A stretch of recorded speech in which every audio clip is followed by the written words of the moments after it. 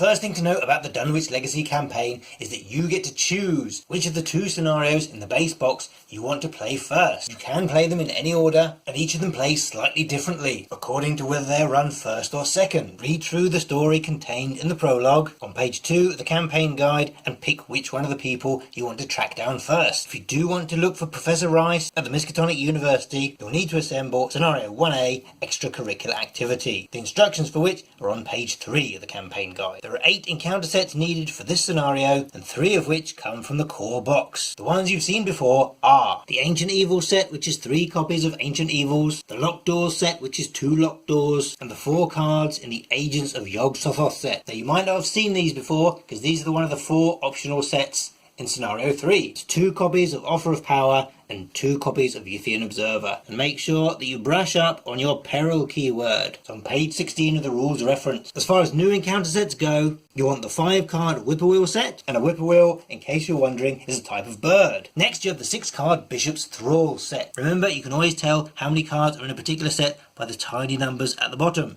So get your magnifying glass out. This is 2 copies of Light of a Forgamon, 3 Thralls, and 1 Wizard of Yog-Sothoth. And remember, brush up on your peril keyword. Another 6 card set called the Beyond, which has 3 pairs of cards, Arcane Barrier, Terror from Beyond, and Pushed into the Beyond. And take note that all of these have the hex keyword, which may be important during play. Then it's the 6 cards of the Sorcery set, which is 3 copies of Beyond the Veil and 3 copies of Visions of Futures Past. And note, these have the hex keyword as well. Finally, you have the 21 cards in the Extracurricular Activity encounter set. You've got your scenario card, there'll be 3 acts, 3 agendas, you have your location cards, and then at the end there are cards which we're going to set aside in just a moment. There are no cards that you need to put in the encounter deck, which means we can shuffle up all the other cards to make the encounter deck and get that out of the way. So set up your agenda, act and scenario reference card as you normally would. Now we're going to set some cards aside out of play. You've got 3 story assets which have player backs: Professor Warren Rice, Jazz Mulligan and the Alchemical Concoction. You've got a unique enemy card named the Experiment, and you've got 2 locations: the Alchemy Labs and the Dormitories. Set these aside out of play and you'll be told within the scenario when they enter play. Next you'll want to dig out 2 different copies of the same location, the Faculty Offices. See, they've got different subtitles just below the main title. Now if you're playing Extracurricular Activity first, as the first scenario of this campaign, you're going to want to take this one here, The Night is Still Young, and set it aside with your other cards.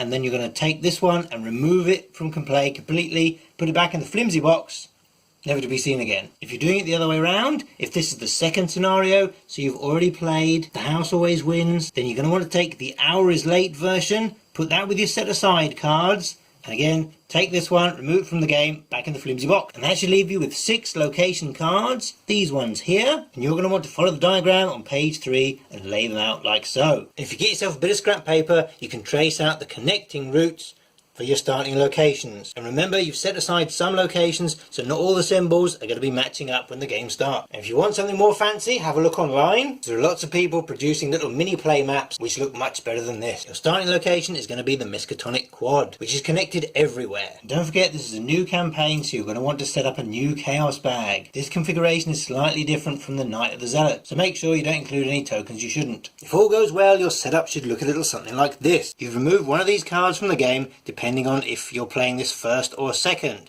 and the other one you've set aside with your other cards, making 3 locations, 1 enemy and 3 story assets which will be brought into play later on. You've built your scenario deck, got your agenda and act sorted out, you've chosen your difficulty level and turned the scenario reference card accordingly, and all your investigators will be starting at the Miskatonic Quad, which you flip over. Good luck with finding Professor Rice.